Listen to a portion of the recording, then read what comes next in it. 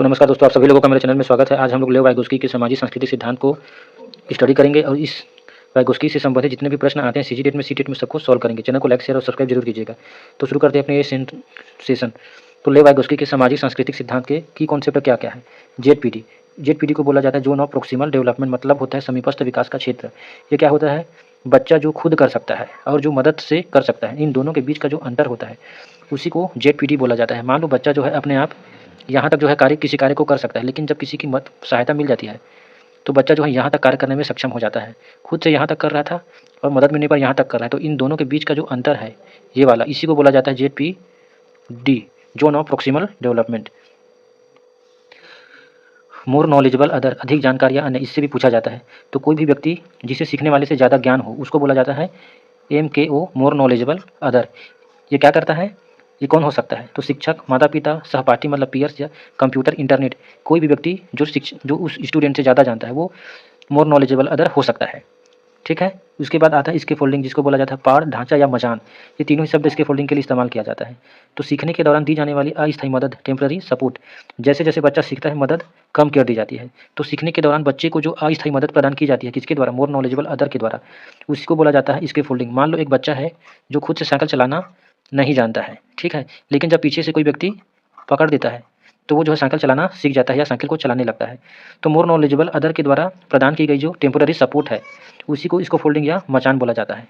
मान लो कोई व्यक्ति गणित का प्रश्न हल नहीं कर पा रहा है, थोड़ा सा कर पा रहा है लेकिन पूरा नहीं कर पा रहा है, लेकिन जब उसकी मदद कर दी जाती है शिक्षक के द्वारा तो वो पूरा प्रश्न जो है सॉल्व कर लेता है। तो टीचर के द्वारा जो मदद की गई वही है इसके फोल्डिंग या पार्ट, ढांचा या मचान। इसका उदाहरण क्या है? मचान का संकेत देना, आधा हल किया हुआ प्रश्न हल करना, प्रोत्साहन देना, ये सब मचान है। लैंग्वेज एंड थॉट्स, भाषा और विचार। तो इस पे वाइगोस्की का कहना क्या है कि वाइगोस्की का मत है कि भाषा और विचार शुरू में अलग अलग होते हैं, लेकिन लगभग 3 साल की उम्र में दोनों क्या है, मिल जाते हैं।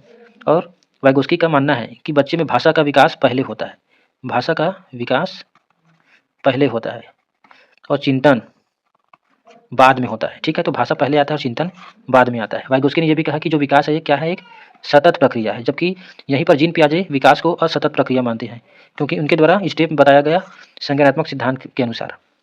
अब है इस स्पीच के 3 चरण बताया गया है वाइगोस्की के द्वारा। पहला बोला जाता है सोशल स्पीच। जब बच्चा 2 वर्ष का होता है तो वो सोशल स्पीच करने लगता है, दूसरों से जो बात कर रहा है उसी को सोशल स्पीच बोला जाता है, और ये 2 वर्ष की उम्र में डेवलप हो जाता है। प्राइवेट स्पीच मतलब निजी वाक, बच्चा खुद से बात करता है। 3 वर्ष में खुद से बोलकर अपने कार्यों को निर्देशित करना, सेल्फ रेगुलेशन। जैसे कि नोट क्या है, पियाजे ने इसे अहम केंद्रित मतलब इगोसेंट्रिक कहा था, लेकिन वाइगोस्की इसको महत्वपूर्ण मानते हैं, जबकि ईगोसेंट्रिज्म को पियाजे के द्वारा ज़्यादा कुछ महत्व नहीं दिया गया था। कई बार हम भी बच्चे जो क्या है कई पुस्तक को पढ़ रहे हैं, गणित का सवाल को हल कर रहे हैं, हल करते करते वो खुद से बात करते रहते हैं, तो उसी को बोला गया है प्राइवेट स्पीच। सेल्फ रेगुलेशन करने के लिए, खुद को निर्देशित करने के लिए जो है बच्चे इसका इस्तेमाल करते हैं।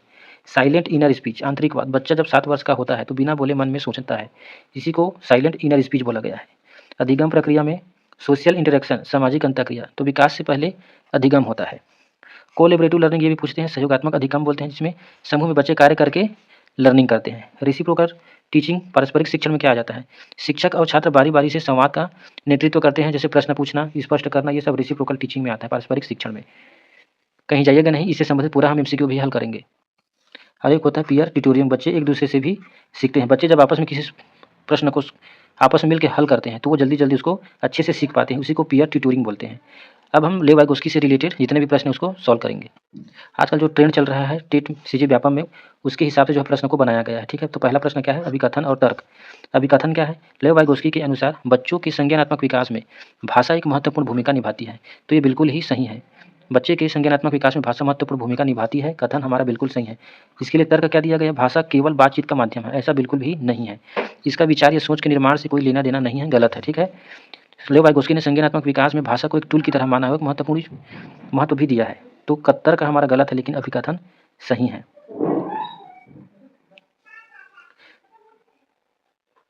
ए ऑप्शन सी हमारा सही आंसर होगा। अभिकथन एक्सर्शन सही है, लेकिन रीजन क्या है, गलत है, तो सी हमारा राइट आंसर होगा। अगला प्रश्न क्या है, वाइगोस्की के अनुसार सीखने का मुख्य आधार क्या है, क्या क्या है, तो सामाजिक अंतःक्रिया, सोशल इंटरेक्शन सही है, संस्कृति और लैंग्वेज, तो ये तीनों ही सही हैं सीखने के आधार के रूप में।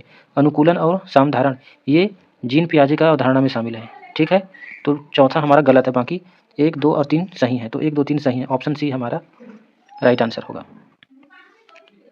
सी जो है राइट आंसर होगा। अगला प्रश्न क्या है, वह क्षेत्र जो एक बच्चे के स्वयं करने और किसी की सहायता से करने के बीच का अंतर है उसे क्या कहा जाता है? तो उसको बोला जाता है समीपस्थ विकास का क्षेत्र, जहाँ तक बच्चा जो है स्वतंत्र रूप से कर सकता है और फिर किसी की मदद से कर सकता है। तो दोनों के अंतर को जेडपीडी बोला जाता है, zone of proximal development. Option B हमारा सही आंसर है। एसिमिलेशन जीन पियाजे से संबंधित है। पूर्व ज्ञान में या पूर्व स्कीमा में नया ज्ञान को जोड़ना, नया ज्ञान जोड़ना स्कीमा कहलाता है। मचान अस्थायी जो सहायता प्रदान किया जाता है मोर नॉलेजेबल अदर के द्वारा, उसको इसके फोल्डिंग या मचान बोला जाता है। स्कीमा क्या है? तो स्कीमा ज्ञान का एक संरचना है और स्कीमा जो है जीन पियाजे की अवधारणा में शामिल है। जीन पियाजे के द्वारा दिया गया ये शब्द है। फाड़ या मचान, इसके फोल्डिंग का अर्थ वाइगोस्की के अनुसार क्या है?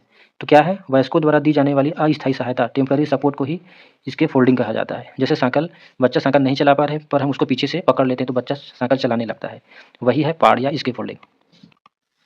निजी वाक्य, निजी भाषण, प्राइवेट स्पीच से वाइगोस्की का क्या तात्पर्य है? तो वाइगोस्की ने प्राइवेट स्पीच को क्या बोला है? बच्चा अपने कार्यों को दिशा देने के लिए बोलता है, सेल्फ रेगुलेशन के लिए बोलता है। ऑप्शन बी हमारा सही आंसर है। वाइगोस्की ने प्राइवेट स्पीच को महत्व दिया है, इंपॉर्टेंस माना है, लेकिन जीन पियाजे के द्वारा प्राइवेट स्पीच को उतना महत्व नहीं दिया गया है।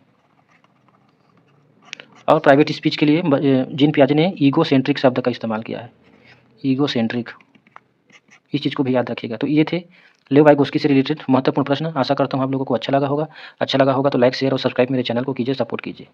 धन्यवाद।